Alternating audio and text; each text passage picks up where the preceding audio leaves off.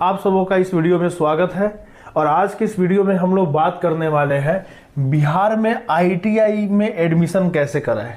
ITI में admission के लिए फॉर्म आया हुआ है और इस वीडियो में पूरा डिटेल बात करेंगे। क्या क्या बात करेंगे, योग्यता क्या होगी, रिजर्वेशन क्या है, एग्जाम पैटर्न क्या है, सिलेबस, फी और कौन कौन से महत्वपूर्ण डेट्स है उसको ध्यान में रखना है। पूरा डिटेल में चलेंगे। देखिए दोस्तों, आज के ज़माने में कोई भी कोर्स करके जैसे तैसे पढ़ाई करके आप कैरियर नहीं बना सकते। अपने कैरियर को एक अलग ऊंचाई देना है तो आपको आज के समय में कुछ हट के करना पड़ेगा। जिधर भीड़ जा रही है उधर नहीं जाना है, भीड़ से अलग रास्ता अपनाना पड़ेगा, तभी आप सक्सेस को जल्दी प्राप्त करेंगे। क्योंकि भीड़ वाले रास्ते पे चलेंगे तो सक्सेस प्राप्त करने में समय लगेगा कि कोई ज़रूरी नहीं कि आप उस भीड़ से बेहतर ही हो, आपसे भी बड़े बड़े तिस्मार उस भीड़ में मौजूद होंगे।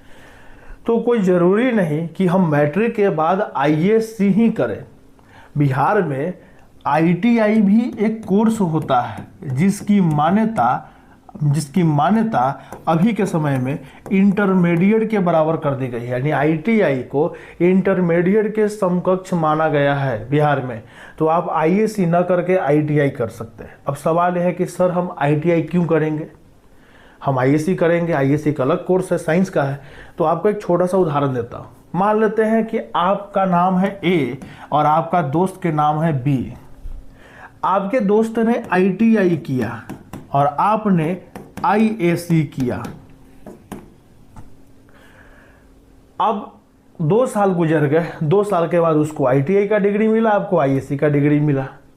अब अचानक से मान लेते हैं कि आपके घर में कोई विपदा आ गई, कोई विपत्ति आ गई जिसके कारण आपके घर की आमदनी एकदम कम हो गई और आपको अपना घर चलाने के लिए आपको पैसे की ज़रूरत है। और आप दोनों का उम्र 18 साल हो चुका है और गार्जियन ने भी कहा कि बाबू अब अपना देख लो, घर चलाना है तो तुमको काम करना पड़ेगा। अब आप दोनों अपना डिग्री लेके मार्केट में गए। आप जब गए डिग्री लेके मार्केट में तो आपको कहीं कोई काम पे नहीं रखेगा, कहिएगा, पूछेगा क्या किए हो, आईएएस किए है, कोई कंपनी नहीं रखेगा। ज़्यादा से ज़्यादा अगर रखेगा भी तो मजदूर लेवल का अगर जॉब मिला तो वो भी बहुत बड़ी बात है। नहीं तो आपको कपड़ा के दुकान पे या दवाई के दुकान पे या किसी दुकान पे चेलवा का जॉब मिलेगा। लेकिन आपका जो दोस्त है जिसने आईटीआई किया है और अच्छे कॉलेज से किया है, गवर्नमेंट कॉलेज से किया है, अच्छे से ट्रेनिंग लिया है अगर इसने, तो अगर ये अपना डिग्री लेके कहीं जाएगा, जिस ट्रेड में इसने किया है उस ट्रेड में अगर ये चला जाता है तो ये अच्छा खासा पैसा कमाएगा।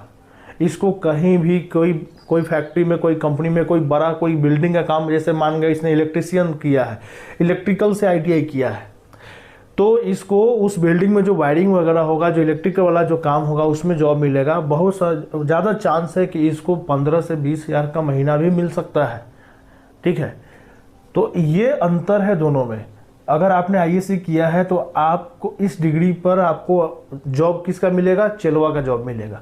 इस पे जॉब किसका मिलेगा, आप एक कर्मचारी का, एक वर्कर का जॉब मिलेगा जिसमें अच्छा खासा होगा। हर साल रोजगार मेला भी लगता है जिला में, वहाँ पे आप जो है एक पोर्टल भी होता है रोजगार ढूंढने वालों का, वहाँ पे रजिस्ट्रेशन करवा सकते हैं और इनको ले जाएगा कोई ना कोई कंपनी, कहीं ना कहीं इनको कोई ना कोई एक उम्मीद इनको मिल जाएगा, भूखे नहीं मरेगा।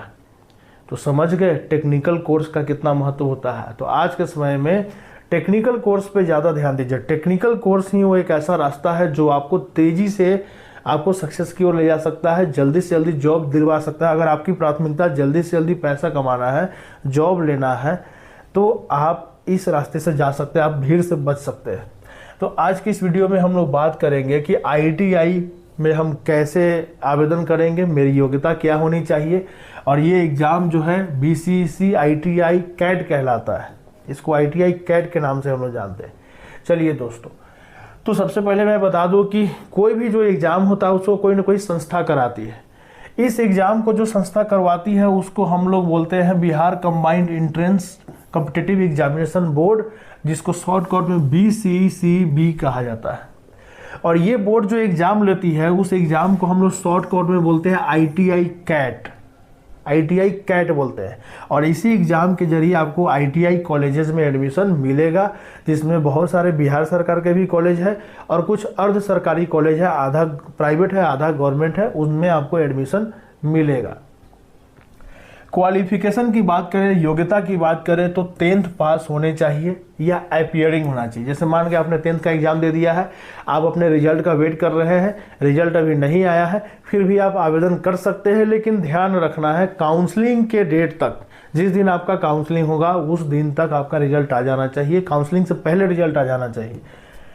क्या होना चाहिए? 10th पास होना चाहिए और 10th स्तर पे मैथ और साइंस पढ़ा हुआ होना चाहिए। और बिहार, हमारे देश में या बिहार में जितने भी बोर्ड है वो 10th स्तर पे मैथ और साइंस तो पढ़ाते ही हैं, तो 10th स्तर पे मैथ और साइंस दोनों होना चाहिए। अगर नहीं है तो दिक्कत है, नहीं भर सकते हैं। एलिजिबिलिटी यानी योग्यता की बात करें तो सबसे पहली बात तो आप इंडियन हो, भारतीय होने चाहिए।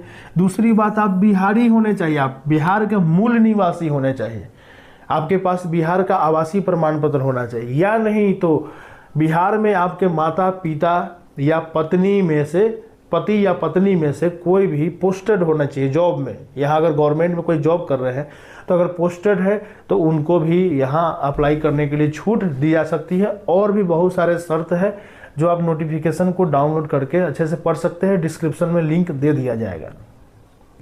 दूसरा, एक और योग्यता है, आप मेडिकली फिट होने चाहिए। एडमिशन से पहले आपको मेडिकल टेस्ट कराया जाएगा, उसमें आप फिट पाए जाएंगे तभी आपको एडमिशन दिया जाएगा।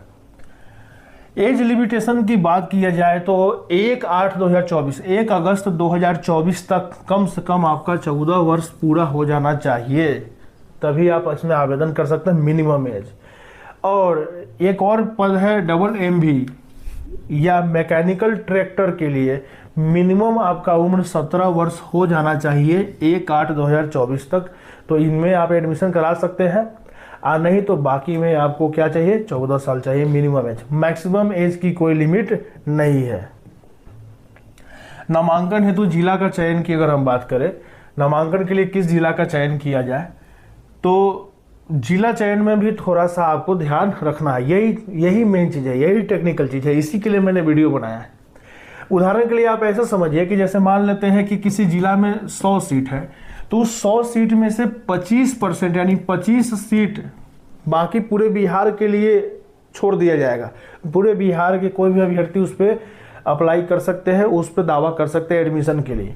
और बाकी का जो 75 सीट बचेगा, 75% जो सीट बचेगा, वो केवल उसी जिला के जो अभ्यर्थी होंगे जिन्होंने अप्लाई किया है उनके एडमिशन के लिए रखा जाएगा। तो ये एक अच्छी बात है कि आप अपने जिला में ही ITI में एडमिशन ले सकते हैं। तो 25% सीट उसी जिला के लिए, सभी जिलाओं के लिए, और 75% जो सीट होगा वो सभी जिला के लिए नामांकन के लिए क्या कर दिया जाएगा, खोल दिया जाएगा। ये चीज़ ध्यान में रखना है। बाकी आप इसको वीडियो को पॉज करके पढ़ भी सकते हैं। नामांकन हेतु जिला का चयन में और वही वाला बात करें कि शेष 75% सभी के लिए होगा। अब एक बात और इसको ध्यान में रखना है, जिस जिला के औद्योगिक प्रशिक्षण संस्थान यानी जिस जिला के ITI में आप अपना एडमिशन कराना चाहते हैं, ठीक है, उस जिला के आप मूल निवासी होना आपका जरूरी है। वहाँ का आपको आवासीय प्रमाण पत्र आपको देना होगा, ये जरूरी है। अगर जैसे मान के आप चाहते हैं मुजफ्फरपुर जिला में हम एडमिशन कराएं, तो एक तो 25% सीट खाली है, अगर आपका अच्छा मार्क्स है तो उस 25% में हो जाएगा एडमिशन। अगर उसमें नहीं होता है, मार्क्स थोड़ा कम आ गया है, रैंक थोड़ा कम आया है, और आप चाहते हैं मुजफ्फरपुर जिला में ही मेरा एडमिशन हो जाए, तो उसके लिए वो 75% वाला जो हिस्सा है उसमें एडमिशन कराने के लिए उस 75 सीट में आपको मुजफ्फरपुर जिला का क्या होना जरूरी है, आवासीय प्रमाण पत्र होना जरूरी है। अच्छा, दूसरा बात, जिस जिला के ITI में आपको नामांकन के लिए आप आवेदन दे रहे हैं, अगर मान के आप वहाँ के अस्थायी निवासी नहीं है, लेकिन आपके माता पिता पति पत्नी उस जिला में किसी पद पे पदस्थापित है, नौकरी में है, तो आप उस पे एडमिशन के लिए आवेदन कर सकते हैं, अप्लाई कर सकते हैं। लेकिन आपको उसके लिए प्रमाण पत्र देना होगा कि आपके माता पिता या पति पत्नी में से कोई एक उस जिला में पदस्थापित होकर काम कर रहे हैं। जिस जिला के औद्योगिक यानी ITI संस्थान में अगर आपको नामांकन कराना है, उस जिला के किसी विद्यालय से अगर आपने मैट्रिक की परीक्षा पास की है तो आप उस जिला में ITI कर सकते हैं। इसके लिए बजाबते प्रधानाध्यापक से आपको एक सर्टिफिकेट लेके आना पड़ेगा। तो जो मूल निवासी उस जिला के नहीं है वो लोग ये काम कर सकते हैं। ठीक है, आगे आते हैं। इसके अनुसार BCC पटना द्वारा 2 चरणों के ऑनलाइन काउंसलिंग होगी। जो काउंसलिंग होगी एग्जाम के बाद ऑनलाइन होगी। ऑनलाइन काउंसलिंग के बाद जो भी सीटें रिक्त बच जाएंगी, खाली बच जाएंगी, उनको मॉपअप काउंसलिंग द्वारा भरा जाएगा। लेकिन इसमें भी जिला वाला बंधेज लागू होगा। बंधेज मतलब 25% सीट वहाँ बाकी अदर के लिए और 75% सीट वहाँ के लोकल के लिए रहेगा। तो इसको ध्यान में रखना है। और जब इस तरह से काउंसलिंग पूरा हो जाएगा तो एक मेधा सूची तैयार की जाएगी और कैटेगरी वाइज मेधा सूची तैयार होगी और उस मेधा सूची मेरिट लिस्ट के अनुसार आपको स्कूल या कॉलेज दिया जाएगा। महिला औद्योगिक शिक्षण संस्थानों में कोई बंधेज नहीं है, क्योंकि महिला ITI कॉलेज पूरे बिहार में सीमित मात्रा में है। तो वहाँ उस जिला का अगर ये वाला सिस्टम लगा दे कि 75% उस जिला का, 25% बाकी पूरे बिहार के लिए, तो एडमिशन ठीक से हो ही नहीं पाएगा। इसीलिए महिला ITI कॉलेज में कोई लिमिटेशन नहीं है। महिला ITI कॉलेज में महिलाएं ही केवल एडमिशन करा पाएंगी और पूरे बिहार की महिलाएं उसमें किसी जिला का भी हो पूरे सीट पर वो दावा कर सकते हैं, उसमें एडमिशन करा सकते हैं। रिजर्वेशन भी इसमें लागू होता है। रिजर्वेशन कितना होता है? SC के लिए 20%, ST के लिए 2%, EBC के लिए 25%, OBC के लिए 18% और EWS के लिए 10% और EWR के लिए 25%। रिजर्वेशन को थोड़ा एकदम नॉर्मली समझना था। आप ऐसे समझिए, किसी जिला में अगर 100 सीट है तो उस 100 सीट में आपको जो है एक तो 25 सीट आपको अदर के लिए और 75 सीट आपको कहाँ लागू हो जाएगा? उस जिला के लोगों के लिए। अब उस जिला के लोगों में भी या अदर लोगों में भी क्या होगा कि जैसे 100 सीट में 20 सीट आपको SC को चला जाएगा, SC के लिए रिजर्व हो जाएगा, 2 सीट ST के लिए, 25 सीट जो है EBC के लिए रिजर्व हो जाएगा। तो जो भी सीट उपलब्ध होगा उसका इस तरह से परसेंटेज आप अपना निकाल लीजिएगा। उतना ही सीट पे, जैसे मान गए आप OBC कैटेगरी से आते हैं और मान गए 100 सीट है एडमिशन के लिए, तो 100 सीट में से 18 सीट पे आप अपना एडमिशन इस कैटेगरी से करा सकते हैं और UR के लिए 25 सीट। तो आपको कौन कौन सा कैटेगरी देखना है? अगर आप OBC से है तो आपको अपना OBC देखना है और अपना UR देखना है। इसमें कोई भी जा सकता है, OBC, EBC, ST सब अभ्यर्थी यहाँ जा सकते हैं। तो 25 और 18 ये आपका रहेगा, यानी कि 43 सीट पर ही आप एडमिशन ले सकते हैं। बाकी जो भी सीट है उसको आप भूल जाइए, वो आपके लिए नहीं है।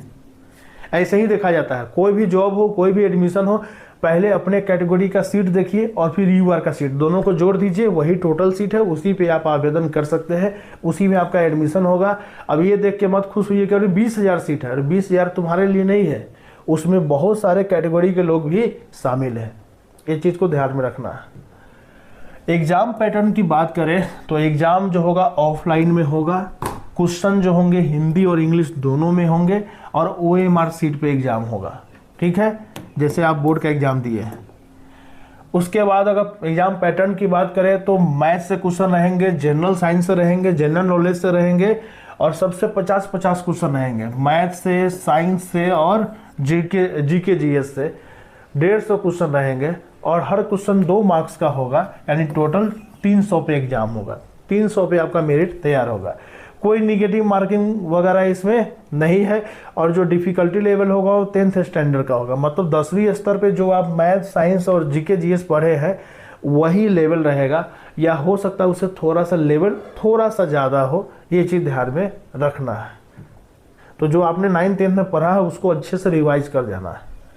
सिलेबस की बात करें जैसे साइंस की, तो क्या क्या पूछा जाएगा, तो उसका सिलेबस साइंस में हम बात कर रहे हैं मैथ की, तो ये है मैथ का सिलेबस। तो मैथ में आपको वही जो 10th स्तर पे आपने पढ़ा है, जैसे अलजेब्रा, ज्योमेट्री, आपको जो है स्टैटिक्स यानी सांख्यिकी, थोड़ा बहुत चीज़ें आपको अलग दिख सकती है। जैसे 3D वाला जो आप पढ़े, 3D ज्योमेट्री आप पढ़े हुए हैं, क्षेत्रमिति वगैरह, थोड़ा सा कैलकुलस आपको एक्स्ट्रा यहाँ दिख रहा है। यहाँ पर जो है फंक्शन वगैरह थोड़ा अलग दिख रहा है। ये थोड़ा सा हायर लेवल चला गया है, लेकिन फिर भी ज़्यादातर जो टॉपिक्स होंगे आपके मैट्रिक लेवल के होंगे, ये बात के लिए श्योर रहिएगा। उसी तरह अगर हम बात करें साइंस में फिजिक्स के सिलेबस की, ये मैथ नहीं है, फिजिक्स का सिलेबस है, तो फिजिक्स में 9th और 10th में आपने जो पढ़ाई किया है, जो जो चैप्टर्स है उनको अच्छे से रिवाइज करना है, उसी से क्वेश्चन ज़्यादातर रहेगा। जैसे लॉज ऑफ मोशन, न्यूटन की गति के नियम, कार्य ऊर्जा और शक्ति, motion of system of particles of rigid body, gravitation, थोड़ा बहुत गुरुत्वाकर्षण से भी क्वेश्चन रहेगा। कुछ टॉपिक्स इसमें 11th क्लास के भी ले लिए गए हैं, लेकिन याद रखना है 9th और 10th में जो आप पढ़े हैं लेवल वही, क्योंकि आप तो आईएससी पढ़े नहीं हैं, तो कुछ क्वेश्चन होते हैं जो जिनका लेवल आईएससी तक चला जाता है, लेकिन फिर भी आपने जो 9th 10th में पढ़ाई किया है उन टॉपिक्स पे आपको ज़्यादा फोकस करना है।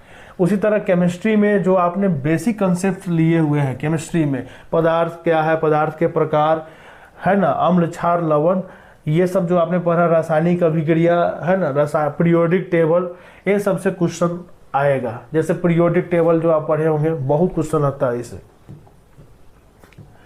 बायोलॉजी में वही है आपका structural organisation, animal and plants यानी कि जंतु और पादप के बारे में, जो भी डाइवर्सिटी इन लिविंग है, सेल यानी कोशिका की बनावट, इसके बारे में, इस टाइप के जो है आपको क्वेश्चंस रहेंगे।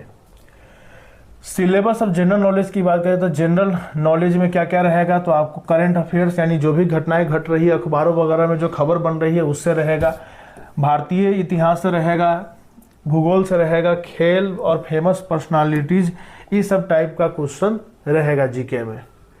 फी की अगर बात करें तो जनरल बीसी और ओबीसी के लिए 750, SC ST के लिए 100 रुपये और डिसेबल कैंडिडेट यानी कि दिव्यांग के लिए 430 रुपये लगेंगे फी।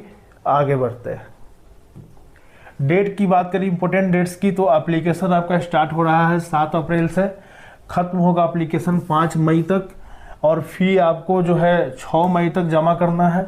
एडिटिंग ऑफ एप्लीकेशन, अगर एप्लीकेशन भरते समय कोई गलती हो जाती है तो उसको सुधार करने के लिए 8 से लेकर 11 मई तक आपको समय दिया जाएगा। एडमिट कार्ड आपको आएगा 28 मई को और एग्ज़ाम होंगे आपके 9 जून को। समय बहुत कम है, मेहनत कीजिए, लग जाइए इस पर और आपके लिए ये थोड़ा आसान हो जाएगा। तो आज के लिए इतना ही रहने देते हैं, धन्यवाद।